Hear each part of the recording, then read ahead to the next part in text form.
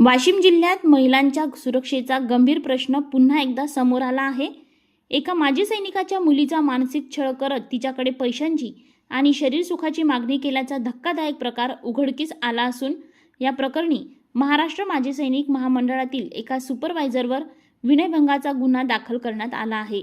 सतीश पिंपळकर असे या आरोपी सुपरवायझरचे नाव असून वाशिम शहर पोलीस ठाण्यात त्याच्या विरुद्ध गुन्हा नोंदविण्यात आला आहे। पीडित तरुणीने दिलेल्या तक्रारीनुसार ती माजी सैनिकाची मुलगी असून तिने महाराष्ट्र माजी सैनिक महामंडळामध्ये नोकरीसाठी अर्ज केला होता। सर्व आवश्यक कागदपत्रे आणि पात्रता असूनही आरोपीकडून वारंवार अर्जात त्रुटी काढत तिचा मानसिक छळ करण्यात आला। कागदपत्रातील कथित त्रुटी पूर्ण केल्यानंतर आरोपीने तिच्याकडे 40,000 रुपयांची मागणी केली। मात्र पैसे देण्यास नकार दिल्यानंतर आरोपीने अधिकच धक्कादायक वर्तन करत तिच्याकडे शरीर सुखाची मागणी केल्याचा आरोप आहे।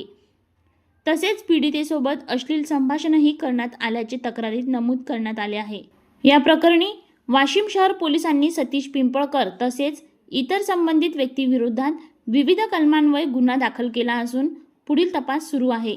या घटनेमुळे महिलांच्या सुरक्षेचा आणि सरकारी कार्यालयांमधील भ्रष्ट व गैरवर्तनाचा प्रश्न पुन्हा एकदा ऐरणीवर आला आहे।